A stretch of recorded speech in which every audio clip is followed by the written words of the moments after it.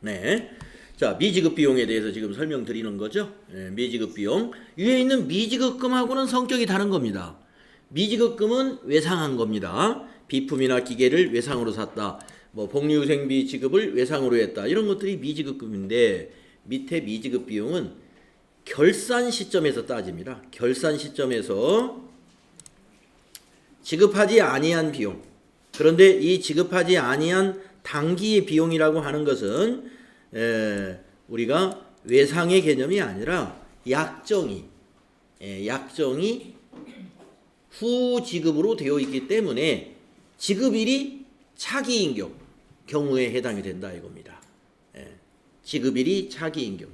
그래서 차변에는 비용에 해당하는 개정 과목으로 비용을 발생시켜야 되고요. 대변에는 이걸 지급하지 아니했기 때문에 미지급 비용이라는 부채로서 회계 처리를 결산 시점에 해줍니다. 그래서 미지급 비용 역시 결산 수정분계에 해당이 되는 거예요. 결산 수정분계할 때 이걸 반영을 하죠. 그래서 우리가 앞에서 그 자산에 대한 당좌 자산을 공부하고 나서 뒤에서 문제풀이 할 때 너무 좀 이 미지급 비용 이런 게 너무 빨리 나왔다 그러면서 미자로 시작되는 개정 과목 미지급 비용과 미수 수익 이거는 미지급 비용은 비용의 결산 때 비용을 발생시키는 회계 처리고 또 미수 수익이라고 하는 게 있었죠. 미수 수익은 우리가 자산에서 배웠어요. 이 미지급 비용은 지금 우리가 부채에서 배우지 않습니까? 미수 수익은 우리가 당좌 자산에서 배웠어요. 당좌 자산 이거는 수익을 발생시키는 거예요. 수익 발생. 그래서 이 중요한 것은 이 발생이라는 거. 비용을 발생시킬 때 사용하는 개정 과목이 미지급 비용이요. 수익을 발생시킬 때 사용하는 개정 과목이 미수 수익이라는 당좌 자산이었습니다. 이거는 우리가 이미 앞에서 공부한 것이고 오늘 비용의 발생을 하나 더 배우는 거예요. 이거 부채에서 배웁니다. 미지급 비용은 부채. 그래서 이제 제가 여러분에게 뭐 시험을 앞두고 잘 정리가 안 되면 외울 때 비용이나 수익의 발생은 미자로 시작되는 개정 과목을 사용한다. 이렇게 그냥 암기하는 방법이 있습니다. 그랬죠? 그래서 비용이면 반드시 뒤에가 비용이어야 되고, 뭐 보험료라든가 임차료 이런 비용이어야 되고, 수익이면은 수익의 발생이니까 뒤에가 미수 수익이니까 그 개정 과목 이름이 뭐 미수 임대료라든가, 미수 이자라든가, 이렇게 수익 개정 과목이어야 돼요.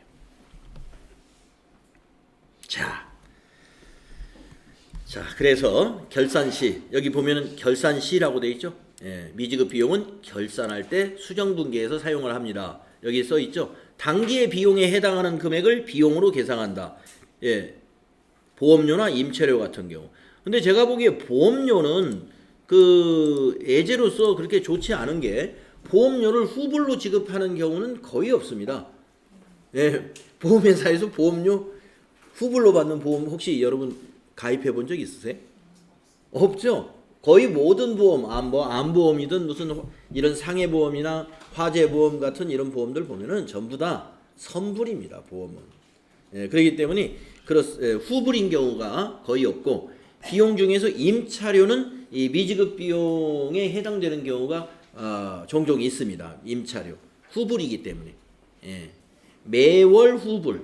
그러면 이달에 4월달 임차료를 뭐 4월 20일경에 내는 경우도 있지만 다음 달 뭐 5일이라든가 다음 달 10일 이런 식으로 약정이 되어 있는 임대차 계약이 많이 있어요. 그래서 임차료가 대표적으로 미지급 비용에 많이 해당이 된다고 보시면 돼요. 그래서 12월 달에 결산할 때 12월 달 임차료는 기간이 지났지만 다음 해 1월 10일 날 지급하기로 했다. 그러면 손익계산서에 12월 달 임차료를 반영시켜야 돼요. 이미 사용을 했기 때문에. 그래서 한 달치 임차료를 차변에 비용 발생시키고, 만약에 500만 원이다 그러면 차변에 임차료 500, 대변에는 이걸 지급하지 않았기 때문에 미지급 비용이라는 부채로 잡아줘야 된다 이겁니다. 그래야 대차가 딱 맞죠.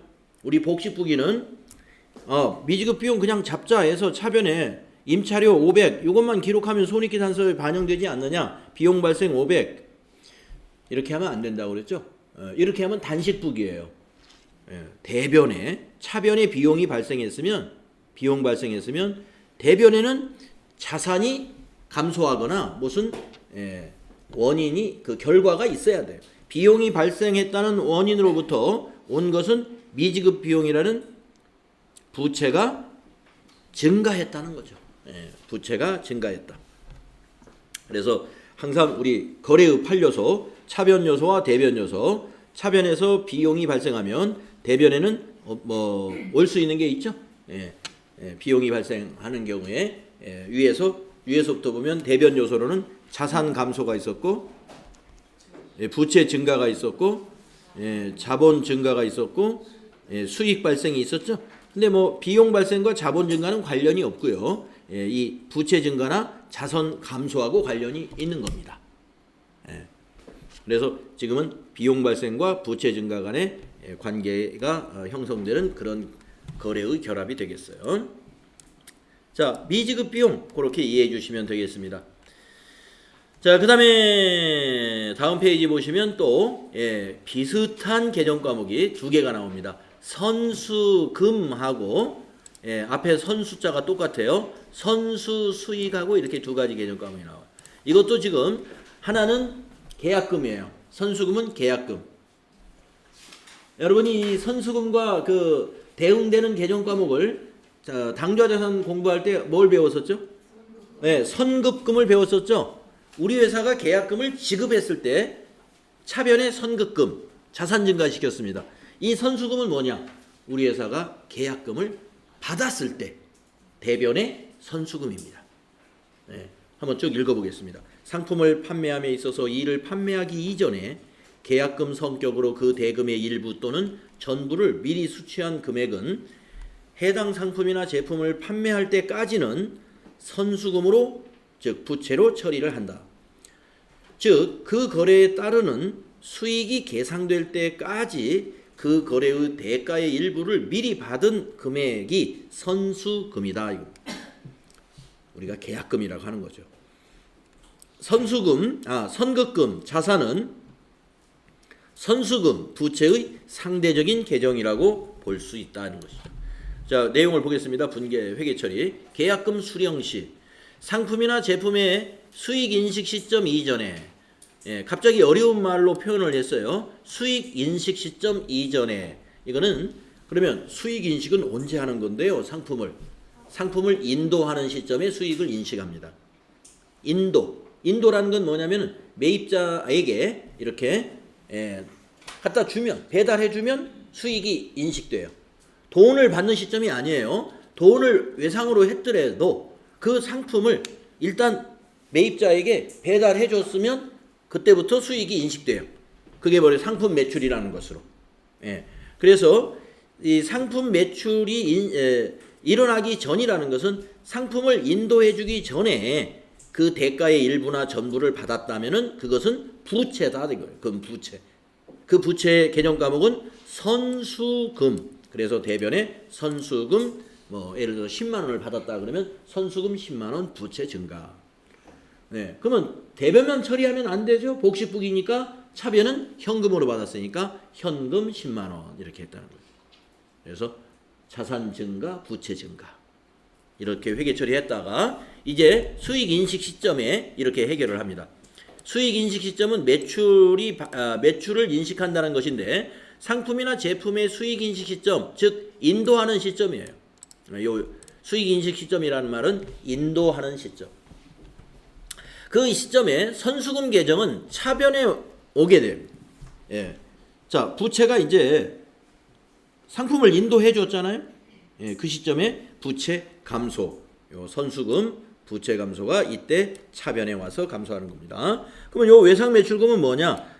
나머지는 돈을 안 받았다는 거예요. 이제 외상 매출. 예를 들어서 100만 원 중에서 10만 원은 계약금으로 미리 받았었는데 나머지 90만 원은 다음 달에 주기로 했다. 그러면 여기 선수금이 10만 원이고 여기는 외상 매출금은 100만 원. 그다음에 상품 매출은 여기 90만 원이겠구나. 90만 원. 그리고 상품 매출은 100만 원. 이렇게 되는 것이죠. 그래서 대변의 상품 매출은 이게 거래의 결합관계로 뭘까요? 자산 감소일까요? 수익 발생일까요? 수익 발생.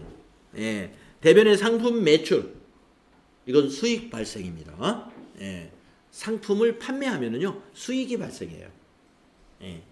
자산 감소라고 할 수도 있어요. 상품을 팔았으니까 내게 없어졌지 않느냐? 그거는 상품을 어디에 뭐 기부를 했다든가 이렇다면 내게 없어졌죠.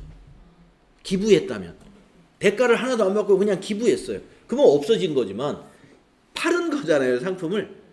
예, 예, 판매했으니까 이거는 자산 감소가 아니라 계정 과목 자체가 달라요. 상품을 기부할 때는 대변의 상품이 맞아요. 그냥 자산 감소. 근데 상품을 판매했죠? 그런 상품이라고 안 해요. 계정 과목이 달라요. 상품 매출. 네, 상품 매출. 여기 판매 금액으로 기록하는 거예요. 상품 매출을. 그래서 이건 대변의 상품 매출은 영업 수익입니다. 수익 발생이에요. 차변의 선수금, 부채 감소. 차변의 외상 매출금은 자산 증가. 이렇게 결합관계를 우리가 이해하면 됩니다. 자, 선수금은 계약금이기 때문에 간단합니다. 그런데 선수수익. 예. 자, 선수수익 하면은 여러분이 또 수익과 비용의 이연과 발생이라는 거기에 관련되는 개정 과목 중에 하나예요. 예. 선수수익은 부채지만 선급비용은 자산이었습니다. 선급비용은 우리 당좌자산 공부할 때 선급금 배울 때 배웠어요. 선급금과 선급비용. 예. 당좌자산 배울 때 선급금과 선급비용을 같이 설명을 해놨어요. 책에서. 지금 우리가 부채 배울 때 선수금과 선수수익을 같이 설명합니다. 그런데 이 선수수익은 역시 결산 수정분기에서 사용해요.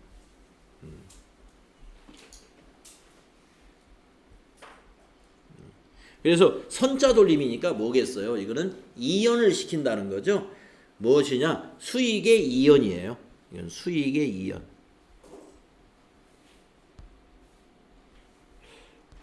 자, 수익이라는 말은 여러분 잘 알 것이고요. 이연도 잘 알 것입니다. 수익, 뭐 예를 들면 이자 수익이라든가 임대료라든가 이런 것들이 수익이지 않습니까? 지금까지 많이 들어보신 거 이자 수익이나 임대료 들어봤을 거예요. 그것을 이연시킨다? 왜 이연시킬까요? 돈은 받았지만 단기의 수익이 아니라 차기의 수익이기 때문에 차기의 손익에 반영을 하기 위해서 단기의 수익에서 빼주는 거예요. 그것을 우리가 수익의 이연이라고 하는 거예요. 예. 그러면 돈을 받았을 때 전부 수익으로 미리 잡았다는 거예요. 기중에. 그것을 기말에 결산 수정 분기를 통해서 이걸 고쳐주는 겁니다. 자, 내용을 읽어보면 이해가 갈 거예요. 자, 단기에 이미 받은 수익 중에서 결산 전에 뭐 9월이든 10월이든 아니면 뭐 8월 달이었든 간에 그 중에 기중에 받은 수익 중에서 차기에 속하는 부분을 차기로 이연시킨다. 그래서 우리가 이걸 수익의 이연이라고 표현하는 거예요. 수익의 이연이다. 차변에는 단기의 수익에서 차감하는 수익 계정 과목으로 하고, 왜? 단기의 수익에서는 소멸시켜줘야 되니까 차변에 오는 것은 이렇게 뭐 임대료, 이자 수익 이런 수익 계정 과목을 차변에 쓰는 거예요. 언제? 결산 때. 대변에는 선수 수익이라고 하는 부채로 분계를 한다. 여기 대변에 선수 수익, 여기 선수 수익.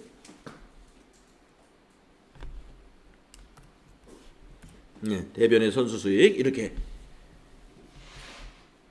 해서 결산 때 수익을 이연을 시키는 거예요. 네. 그러면 이 분계는 그 전에 전제가 있어요. 그 전에 이렇게 했기 때문에 그런 거예요. 이렇게 했기 때문에 이 결산 때 이렇게 해주는 거예요. 자, 어떻게 했느냐? 수익 입금 시 내용을 한번 볼까요?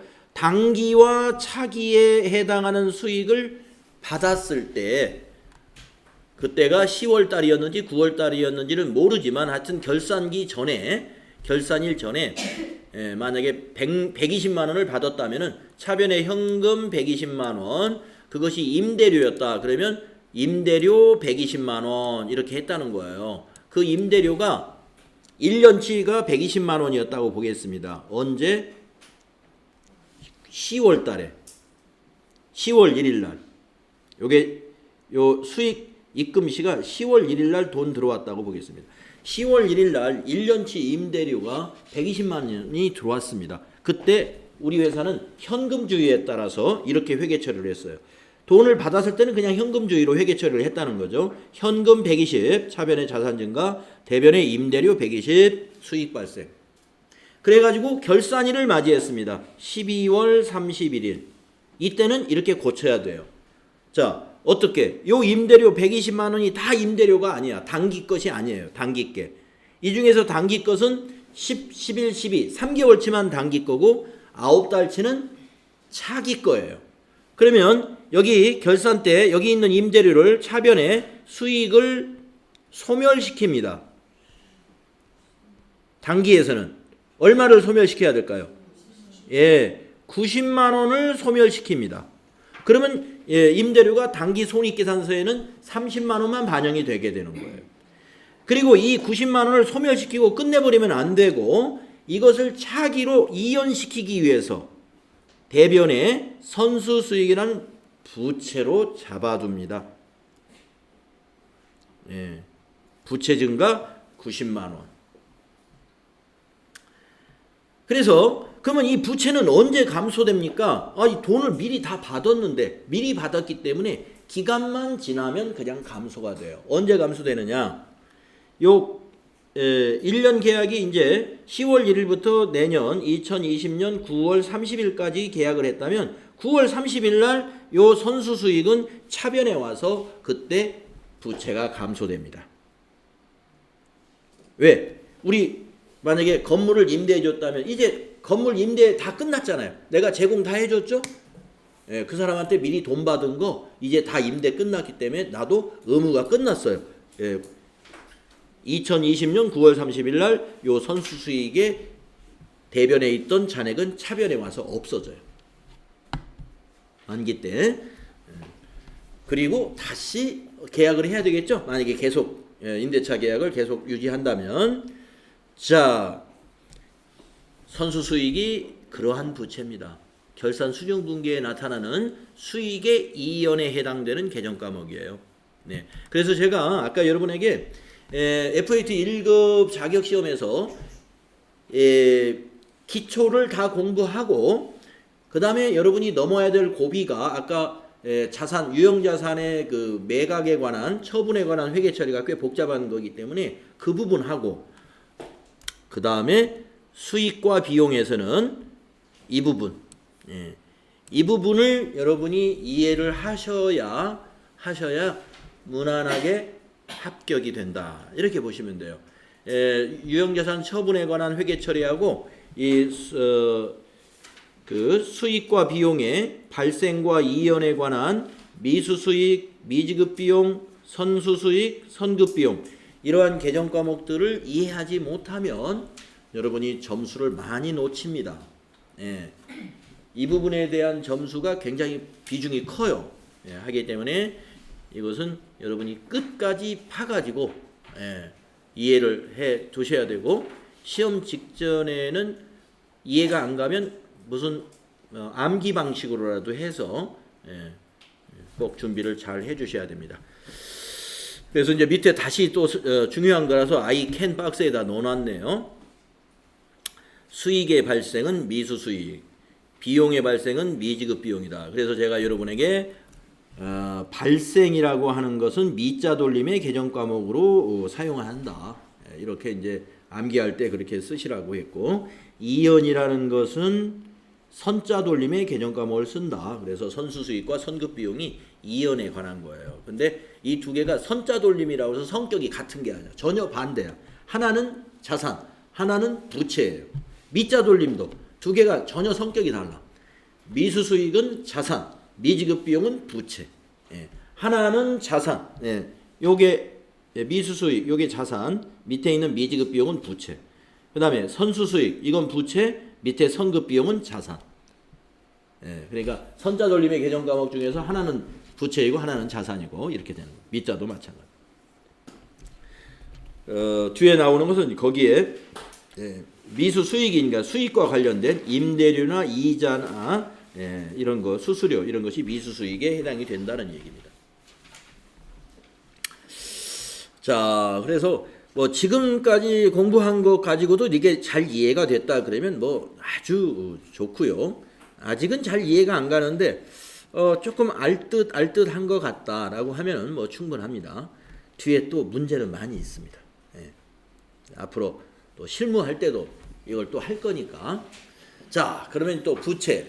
지금 우리 유동부채 공부하고 있죠? 유동부채에서 지금 4개의 개정 과목을 공부했습니다. 4개.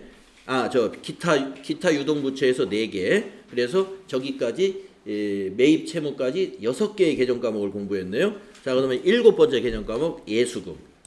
네. 뭐 예수금 얘기도 제가 잠깐 했을 거예요. 남의 돈을 받아놓으면 그게 예수금이에요. 그 회사가 남의 돈을 받아놓는 경우가 뭐냐? 부가세 받아놓는 경우하고 소득세 받아놓는 경우. 예. 부가세 매입자한테 부가세 받아놓는 경우하고 그 다음에 그 근로소득세 그 급여 지급할 때 소득세 받아놓는 거.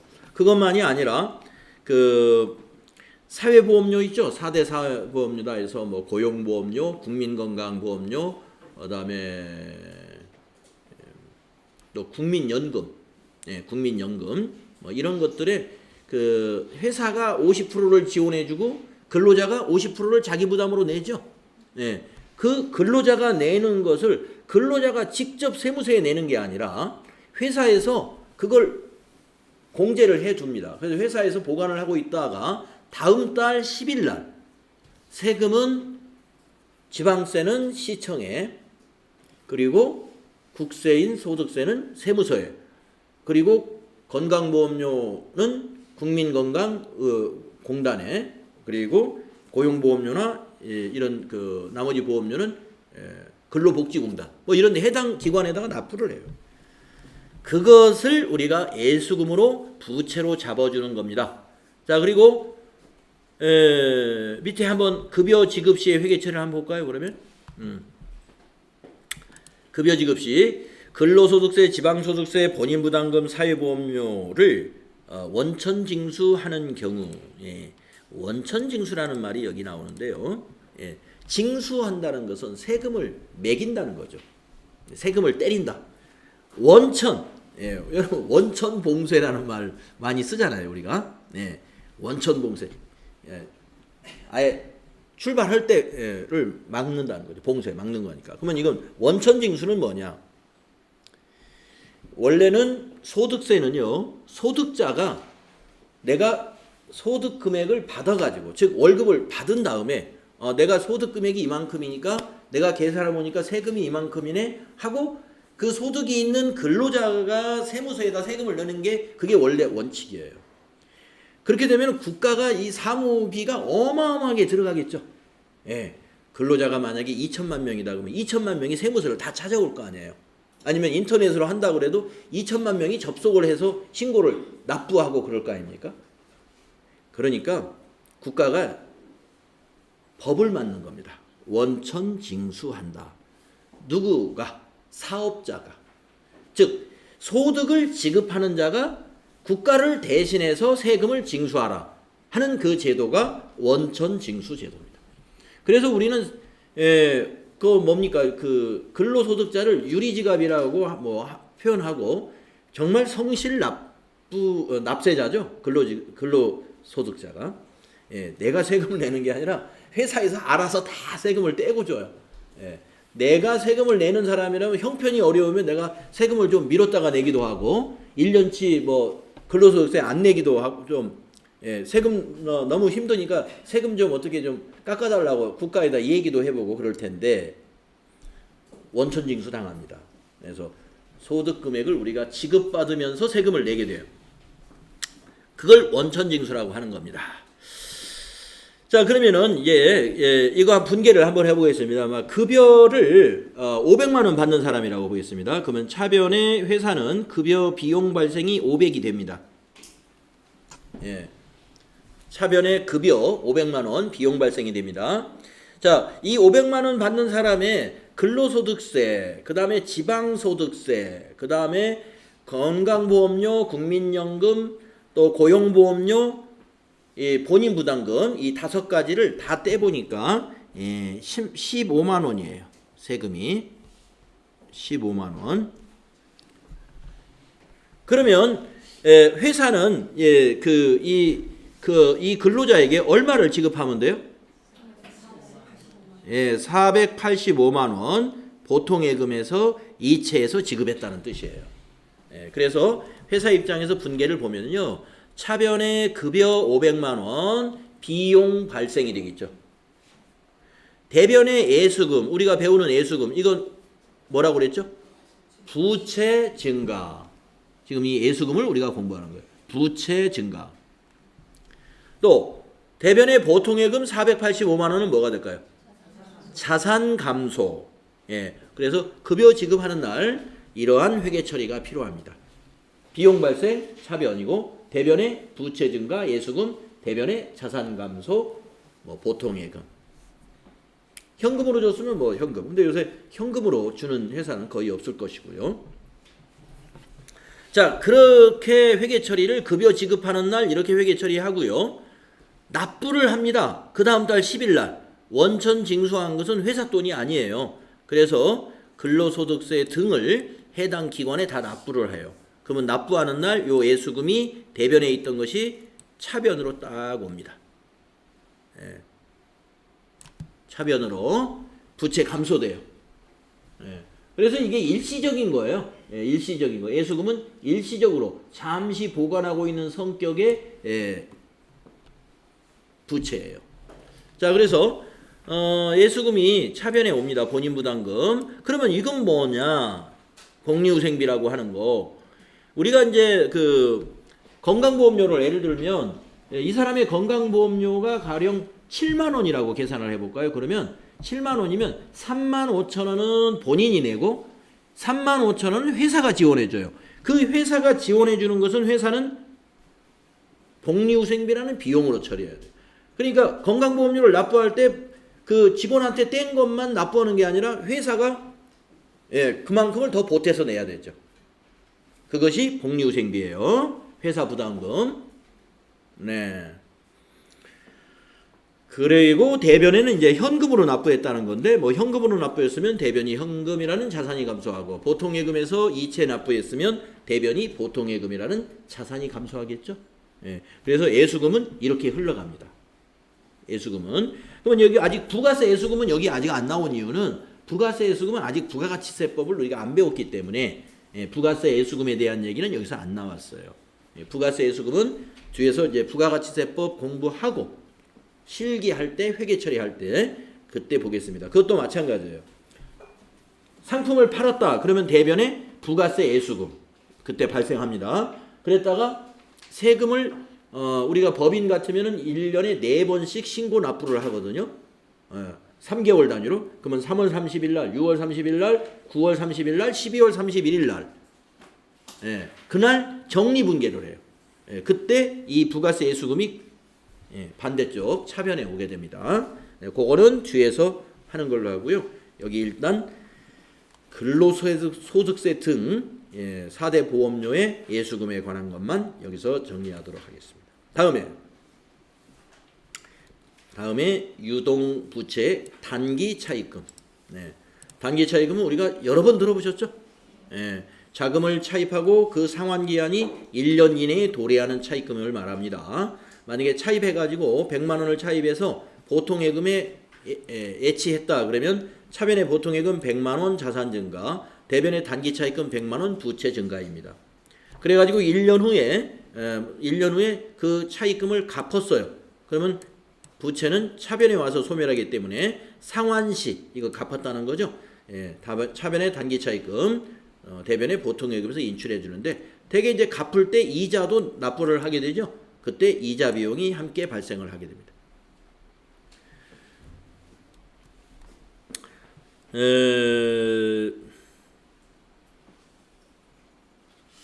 다음은 가수금이라는 부채가 있어요. 유동부채. 가수금은 임시계정입니다. 이것도 역시 이것은 또 임시계정.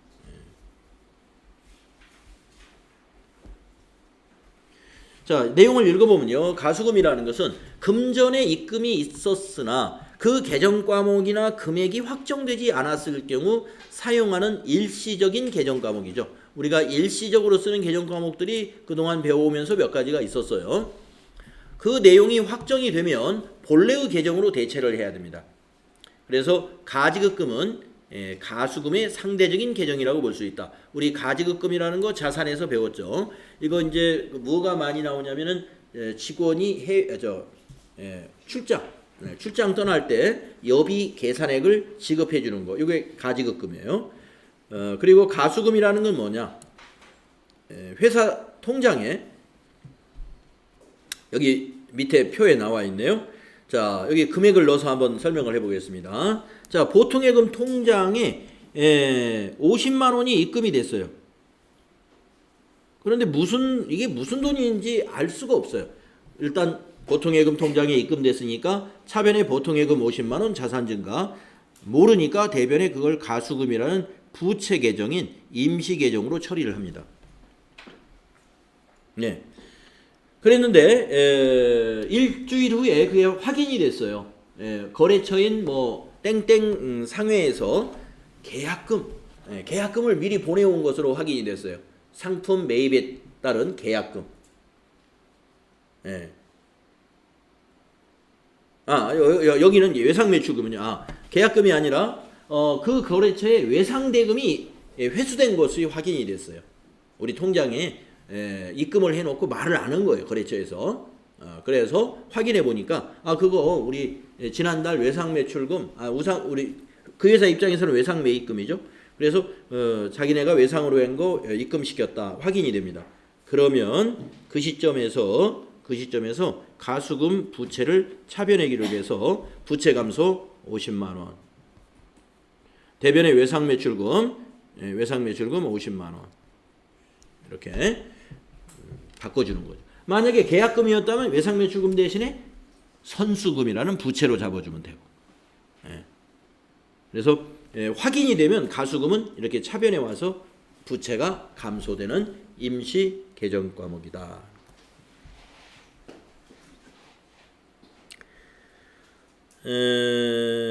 자, 그 다음에 다음 페이지 보시면은 이제 유동부채의 마지막 계정 과목으로서 유동성 장기부채라는 계정 과목이 있습니다. 유동성 장기부채. 이건 유동부채예요. 뒤에 장기부채는 원래는 장기부채였는데 유동성이 변동이 생겼다 이런 뜻입니다. 원래는 장기부채였는데 유동성이 변동이 생겨서 이게 유동부채가 됐다 이거예요. 이게 유동부채가 됐다. 짐작이 가시겠지만 자, 내용을 보겠습니다. 비유동 부채 중, 즉 장기 부채 중 이 말이에요. 비유동 부채, 장기 부채 중 1년 내에 만기일이 도래하는 부분을 유동 부채로 재분류할 때 사용합니다. 결산 때 이거 결산 수정 분계에 해당이 돼요. 결산 수정 분계입니다. 이것도 유동성 장기 부채로 이거 전환해 주는 건 결산 때 하는 거예요. 이거 결산 때. 결산 때. 자, 왜 결산 때 하는가 보겠습니다. 첫 번째, 차입시를 보겠습니다. 차입시. 장기 차입금. 2년간 차입을 했다고 보죠. 2년. 그래서 은행에서 2년간 차입을 했어요. 500만 원을. 그리고 보통예금에 예입했습니다. 그러면 보통예금에 예입했으니까 자산증가 500, 장기 차입금 이건 이제 비유동 부채예요. 500 이렇게 잡았습니다. 2년. 그리고 1년이 지났습니다. 1년이 지나고 결산일에 확인을 해봤더니 만기일이 이제 1년 이내로 도래가 됐어요. 예.